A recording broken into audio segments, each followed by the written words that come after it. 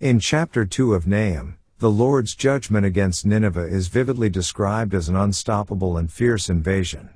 The city's defenses are broken down, its walls are torn apart, and its gates are open wide to the enemy. The attackers come swiftly and with great power, like a storm, carrying their shields and chariots, and the city's warriors are overwhelmed and flee in panic. The chapter paints a picture of devastation as Nineveh's riches and treasures are plundered and carried away. The once proud city, full of wealth and strength, is now laid bare and vulnerable.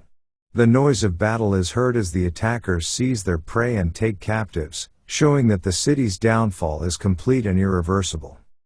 Amid the destruction, the people of Nineveh mourn and wail, their faces pale and filled with terror. The joy of the city is turned into sorrow, and the once great and powerful Nineveh is brought low. The chapter emphasizes the total collapse of the city's power and glory as a result of divine judgment. The final verses of the chapter declare the Lord's role as the one who commands this judgment, with his army advancing like a flood to overwhelm the city. The king of Nineveh flees, and the people are scattered.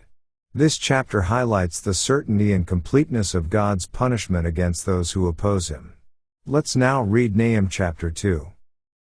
He that dasheth in pieces is come up before thy face. Keep the munition, watch the way, make thy loins strong, fortify thy power mightily. For the Lord hath turned away the excellency of Jacob, as the excellency of Israel, for the emptiers have emptied them out, and marred their vine branches. The shield of his mighty men is made red, the valiant men are in scarlet. The chariots shall be with flaming torches in the day of his preparation, and the fir trees shall be terribly shaken.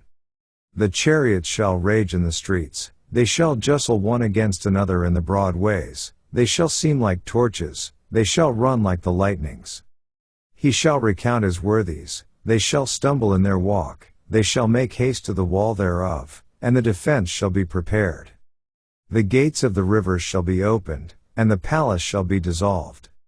And Hazab shall be led away captive, she shall be brought up, and her maids shall lead her as with the voice of doves, tabering upon their breasts. But Nineveh is of old like a pool of water, yet they shall flee away. Stand, stand, shall they cry, but none shall look back. Take ye the spoil of silver, take the spoil of gold, for there is none end of the store and glory out of all the pleasant furniture. She is empty, and void, and waste, and the heart melteth, and the knees smite together, and much pain is in all loins, and the faces of them all gather blackness.